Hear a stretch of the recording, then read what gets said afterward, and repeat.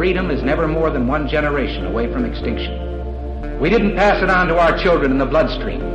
The only way they can inherit the freedom we have known is if we fight for it, protect it, defend it, and then hand it to them with the well-taught lessons of how they in their lifetime must do the same. And if you and I don't do this, then you and I may well spend our sunset years telling our children and our children's children what it once was like in America when men were free.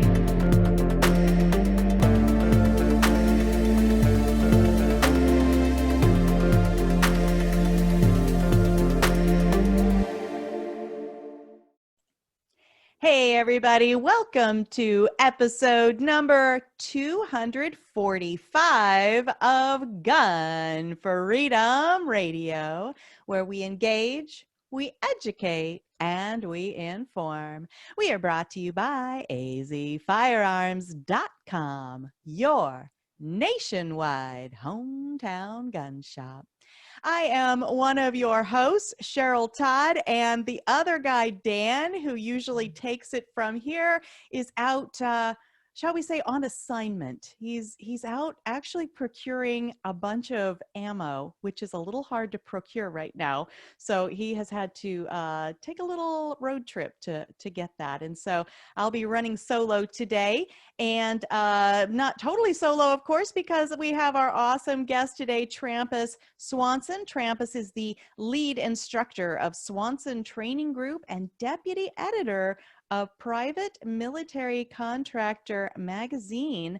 Trampas is an NRA and USCCA Firearms Instructor, USCCA Training Counselor, and a former deputy sheriff in which he served as a SWAT sniper. Now he's a father of 2 young daughters who might make a special appearance, we're told. They're in the room next door, and we're all home these days, so anything could happen. Trampas and his wife Candace, who is also an NRA and USCCA instructor, volunteer their free time to the national not-for-profit organization, The Well-Armed Woman in Florida, where they assist over 700 ladies nationwide, statewide. So welcome to the show, Trampas. Thank you very much for having me. Great intro. Wow, I'm awesome, evidently. That's cool. You indeed are. And I love that we can see behind you, the people that are watching us on YouTube or Gunstreamer or Opslands, instead of just listening to us audio, you can see behind you the cover of the magazine that I was talking about. And that's a fairly new acquisition for you.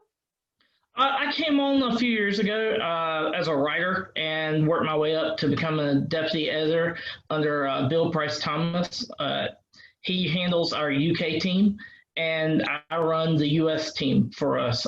We just got notification at this past SHOT Show. We'll be handling also a civilian title, kind of an offshoot sister title that's called the Armed Lifestyle. That'll be coming out 2021. Fingers crossed we get all our legalities in process figured out. So looking forward to that. That'll be more for the average shooter and person here in the States looking to train and carry a firearm safely. That's fantastic. Now, is that a paper magazine or an online magazine or a hybrid of both? So we used to do paper magazines. I used to write for several of them. We found the online magazine, this particular being free and being ad driven by our sponsors, has worked better. We were able to reach over 30 countries in that way.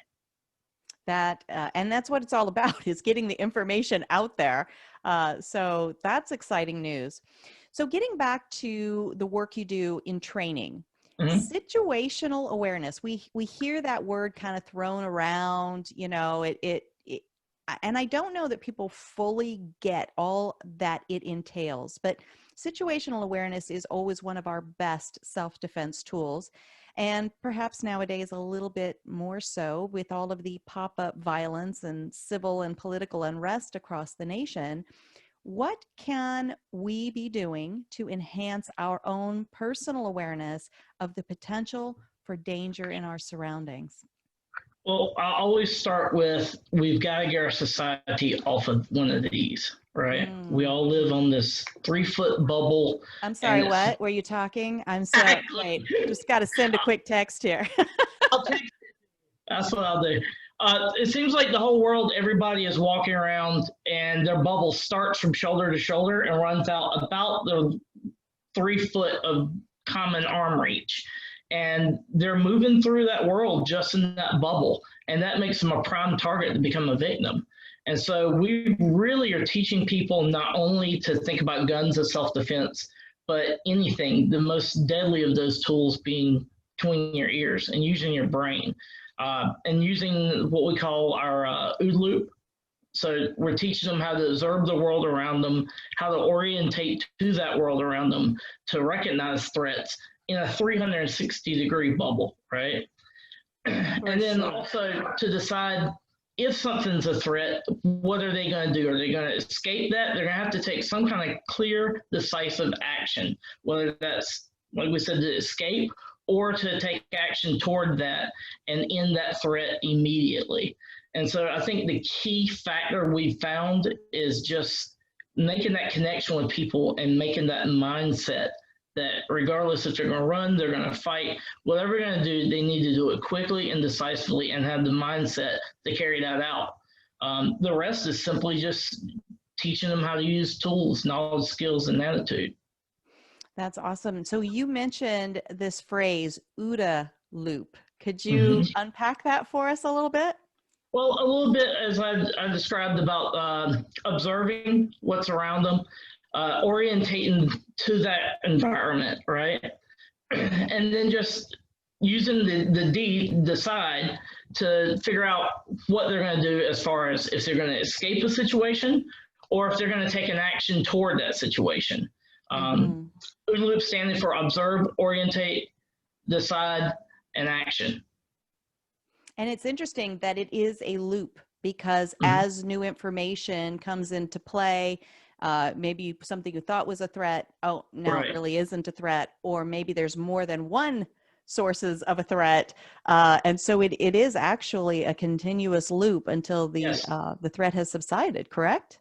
Will continuous loop as you move through your day. Everything we're doing, we're changing environments, we're changing situations, people are coming and going in our bubble, right? So we're constantly doing this. Our brain's constantly running, but when we sink into one of these, we've ceased to process around us. Too many people are living their life online instead of living their life in person. Yeah. And for those of you that are only able to listen and not see, one of these, I think you get it. It's your cell phone. It's your smartphone. You knew before I even said anything, right? So the phones get smarter and we tend to get dumber, right? I couldn't name 5 people's phone numbers right now if you paid me. Isn't that the truth? I mean, and we have so many individual phone numbers nowadays. It used to be you had maybe one at work and one at home, and now we have several. So yeah, thank goodness for the cell phones, and maybe not thank goodness, because there's definitely a delicate balance in there where it's a healthy thing in our lives. And speaking of health, COVID is still a big part of our lives. We are in the studio on Monday, August 24th of 2020, and we the 2 weeks to stop the spread was a whole long time ago, and here we are still living this thing out. What has been your experience about how COVID has impacted the industry, the gun industry, or the Second Amendment industry, from whatever perspective you want to speak from? Well, I think throughout my college years, all the way through my law enforcement days to now, we haven't seen anything really like this. I know we've seen ups and downs in the industry from the Clinton years to Obama years, up, down, trends, gun sales, stuff like that. But right now we're breaking numbers left and right, both in the sales and in the training industry, which subsequently follows a lot of these new gun owners. And so early days of COVID, I think we were all like, if we could just hang on for 2 weeks, we're good to go, right? Sadly, it kept a lot of people home in front of the TV and being force-fed this media rhetoric, right? It also kept a lot of really good firearms instructors that I personally know at home thinking that, we'll ride this out, right? But what we recognized with my team was that our instructors came together and were like, look, we can't sit this out, because the longer this goes, the more it generates some really good people that are going to need education and training right now. And so we basically kept pushing forward. My wife, Candace, kept doing her well-armed woman meetings. If we didn't have somewhere we could have them at the range, then she would do them on webinars, and the ladies kept coming.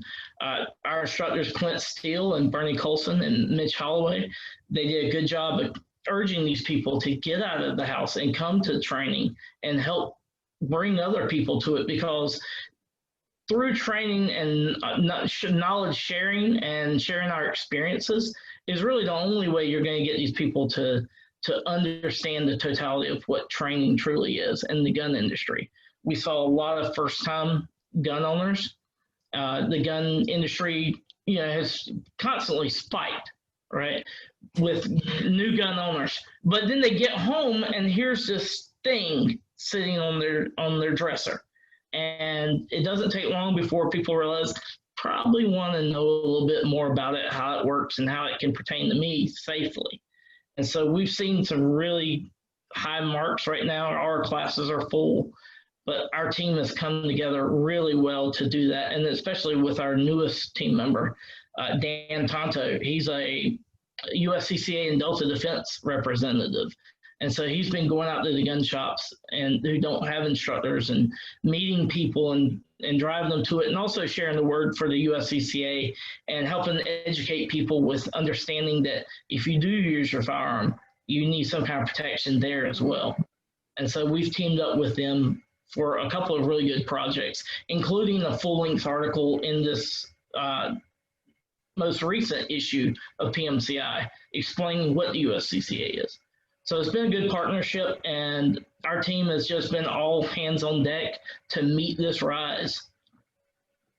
Well, that's so important, because as you said, there are, some people who, in the past seasons when Obama was trying to change laws, or we thought that he was, there was this panic buying, and that's the phrase, panic buying. Mm-hmm. And I think that maybe during that time there was more of that. I just got to get out to the nearest store, and I've got to add to what I already own. Through this season in our store, AZ Firearms, what we noticed was not so much a panic buy, but an urgency to buy. And people did seem to be fairly well researched in what they thought they might need for their personal use. And most of them were concerned with, how do I get training? Where do I get training? We sold more safes than we ever had before. But there are always going to be some that have that kind of Christmas puppy syndrome, is what I call it, where okay, now I've got this thing, like you said, now I've got it. It's not really part of my life, but here, I'll stick it on the closet shelf. So knowing that the trainers didn't just completely stop getting out there in whatever ways, whether they were doing tutorials online or meeting in person or whatever, that is so vital. That is so important. And I applaud your team for meeting that need, because not only new gun owners, but people that already own guns, if you're not using it, you're losing it. Am I right? Yeah, absolutely. So I have a good friend of mine that works at the range that we use for qualifying our students. His name's Waylon. He works in the front counter. And he was just telling me a story about how every fourth person during this overwhelming wave has come up and basically said, straight-faced, I need a gun. And he's like, okay, shotgun, pistol, no reaction whatsoever, just a gun. And I'll probably need some ammo for it. So give me about 10, 20 rounds. And they take literally a gun. And then, on the flip side of that, we have a lot of first-time gun buyers. Like you said, they know exactly what they want. They know what caliber they want. They want, what colors, what options they want. Problem is, by the time they've came around, they're about 4 months too late for getting one now. That is so true. And we've struggled even with, well, we might have a 9mm firearm, but maybe we're out of 9mm ammo. And so that's been a difficult balance for us to serve our clientele the best way. But either way, if they don't have a connection to qualified training, and like you said, you're also telling folks about USCCA, which is, I don't know if they call it insurance, but it's basically, if you've had to make that life-altering decision to defend life with a firearm, now what? We don't get to just walk home, into the sunset just because we're the good guy in this scenario. We still have court cases to go through and that sort of thing. And so I'm excited that you're out there telling folks about that as well. Do you have any more to offer on the USCCA end of things? Dan's been really good with partnering with us and us becoming what they call official USCCA range partners in that respect of just educating the shooters on if you have to use that firearm, even if you have to use a knife or even empty-handed, right? There are certain hard facts you're going to have to accept, and this is coming from a law enforcement background, that you're going to be handcuffed, right? Mm-hmm. You're going to be put in that car. If you're charged, or even if you have to go through a hearing, you need a lawyer. These things can come up to about $100,000 up front. There's a lot of memberships out there or insurances out there. They'll reimburse you. Well, that's great if you've got an extra $100,000 in your pocket. With the USCCA, what I found with them, not only do they pay everything up front, but they also pay punitive damages if anything's rewarded and you're ruled innocent, as well as the training aspect of things. They have been full force in supporting our training and driving people to us so that they get educated enough to, one, survive an incident like this, and two, maybe educated enough to figure out a way not to be involved in the first place. Mm-hmm. The best fight one is the one that's avoided, right?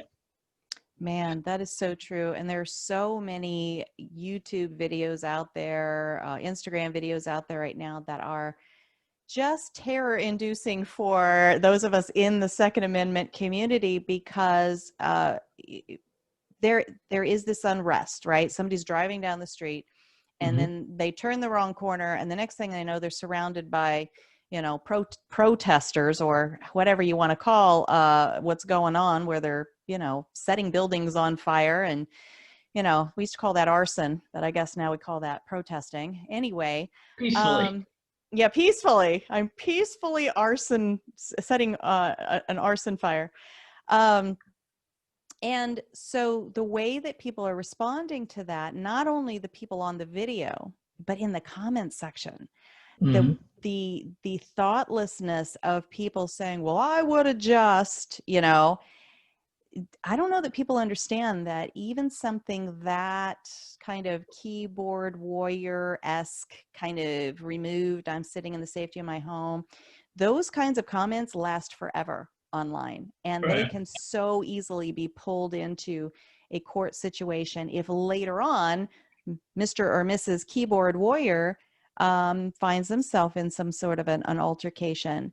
And it's not just even about what we do, but about what we say, how we present ourselves. Like, I just even hate it when people have that sign on their front gate that says, "We don't call 911." It's like, that can really come back to bite you if you're ever in a court situation. So I'm so glad that y'all are out there trying to get ahead of some of that and teaching people how to be smart and avoid not only the altercation itself, but avoid the appearance that they're out there looking for some kind of an altercation. Absolutely. It's easy to talk tough behind the keyboard, right? Yeah. Or to assume they've got a plan. One of my favorite quotes of all time is Mike Tyson talking about everybody's got a plan till they're punched in the face. So it's hard to say you would do this or you would do that. Coming from the background of the majority of our team being law enforcement and military and have seen action, we've been punched in the face. We know how that first plan goes out the window and how to prepare for, plan B, plan C. But most importantly, the most underrated thing in situational awareness is we have somehow gotten away from trusting our primal instincts, or as I call, trust your gut. If it doesn't feel right, don't be there, right? Trust your gut. I'm writing that down. It's so true. Who is it? Was it Gavin DeBecker that wrote The Gift of Fear? Am I putting that together right? And that it really is. It's that whole idea of, fear can be your friend. Sometimes it gets away from us and it turns into panic, but just kind of like thinking it through right now. While I said Dan's on this road trip, some of the cities that he's driving through have been on the news lately. And so I'm like, it seems like during the daytime hours, you're probably okay. But the minute that sun starts setting, please get off the road into a hotel room and out of the area. And sometimes it's just that simple, thinking about where you're going to be driving, what hours you might be there, and what your potential reroute could be. Am I right about that? Absolutely. And, going back to the basis of fear, everybody's afraid. There's only two people who will ever say that they're afraid. They're not afraid in a horrible situation. Say like, panic's going down, they were the hero, and they tell somebody they weren't afraid. Either a complete idiot, right, or a complete liar, because everybody's afraid. And it's a matter of what I tell my kids all the time. It's something I learned when I was a child. It's okay to be afraid. It's what you do with that fear. Do you let it control you, or do you control it and act through it? Amen Fear to that. is what keeps us on our toes, right? For sure that. And you mentioned kids. And like I said, you have a couple of special guests in the next room that may or may not make an appearance through noise or otherwise. It's happened multiple times on our show. We love it. Doing good. Fantastic. And so you are raising kids in a Second Amendment, a gun owner household and environment. And you're empowering your children with knowledge and training, which to us, you and I sitting here and probably to the majority of our listening audience, it's a no-brainer. But not everyone shares those ideas. So how can we help others better understand the importance of these concepts? Because too often people think, well, I don't have a pool in my backyard. Why should I teach my children to swim? Which is what it sounds like to our ears when people say, well, we don't own guns, so we're not, going to teach them anything about guns other than to, have a phobia of them. Right.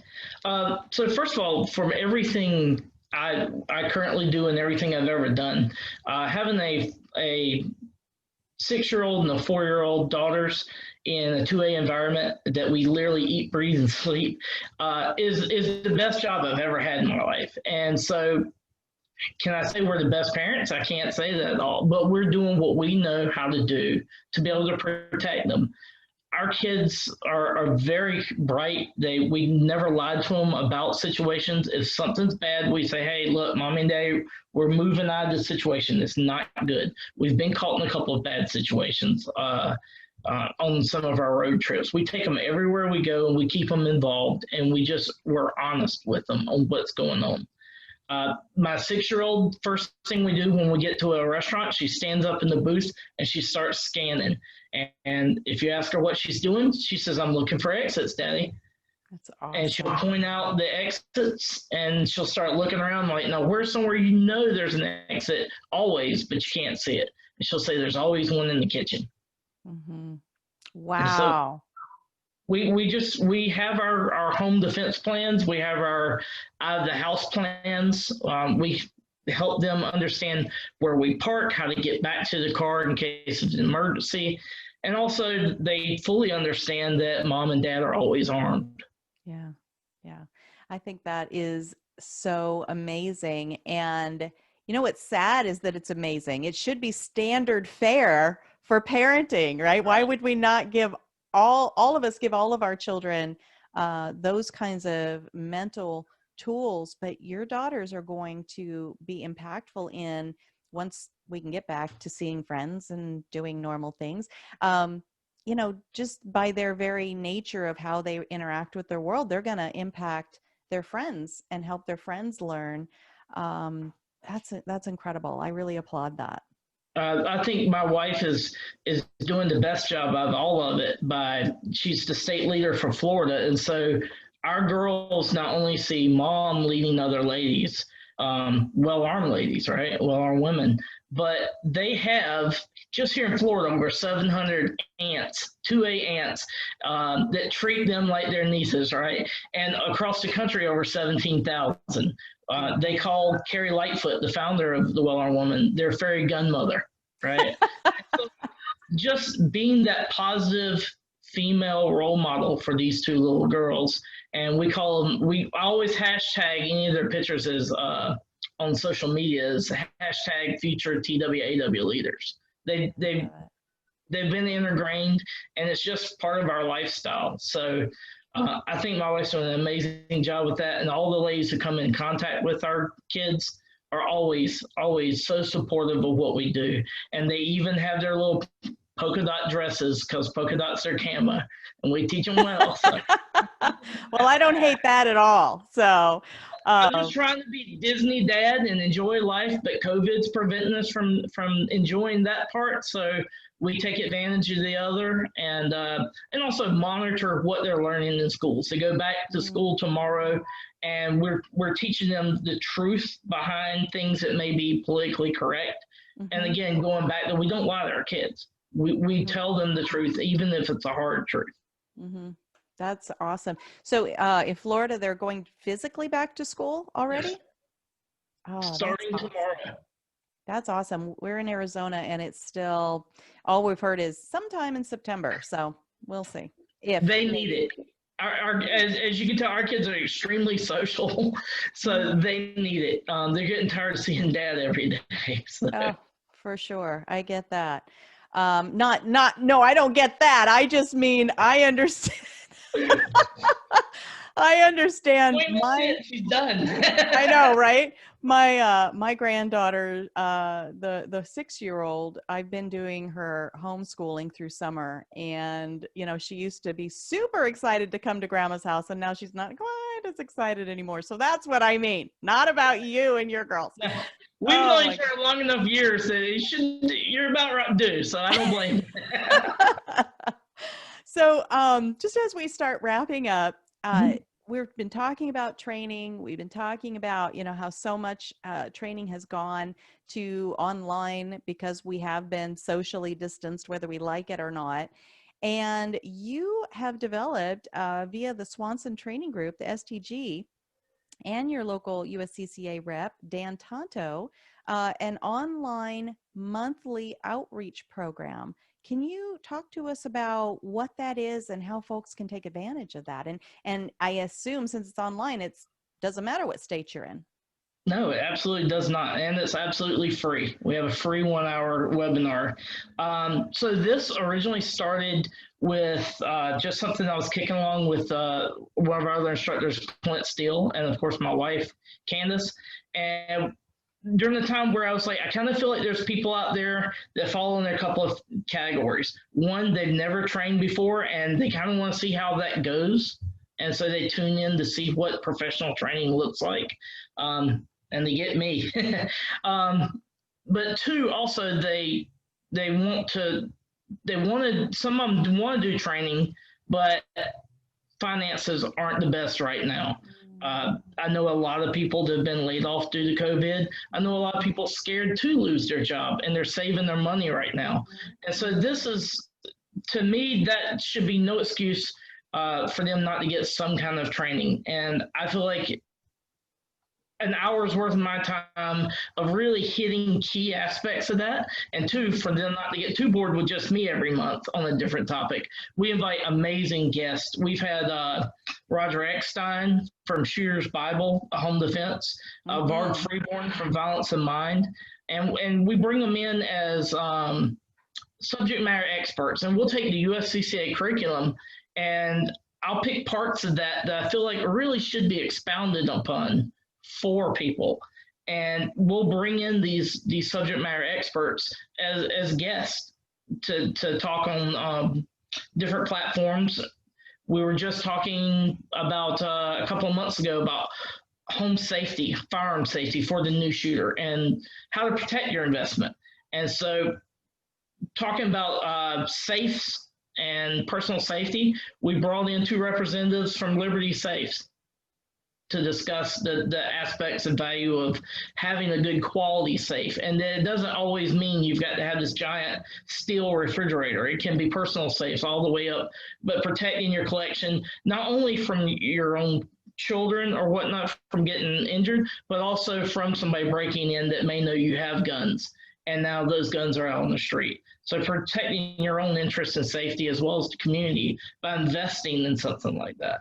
And so when Dan Tonto came on board with the USCCA, it was a good way of bringing them in to understand about whatever the subject for the month was, and then ending on how that pertains to needing something like USCCA membership, understanding what happens after you pull the trigger, and understanding who's there to fight for you. So the first hour, we're talking about protecting yourself.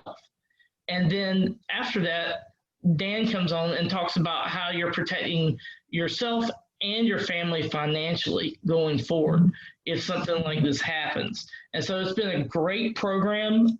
I don't even see it as like a webinar, like me talking to people and them just sitting there listening, because they're so engaged on the chat that's run on the side. And we give them the opportunity to come on and ask personally to our guests their questions. I look at it as just monthly, 80 of our closest friends getting together nationwide. I can't even say nationwide. We've actually had a couple of people from the UK join us. So it's awesome. Been a great experience. It's been great exposure for what we do and how we do it. Kind of makes us a little bit different. But most importantly, the volume of critical information that I feel like is lacking in some other available training out there is getting transposed to these people, and it's being done so by free. And they can find those by searching just on the USCCA main website.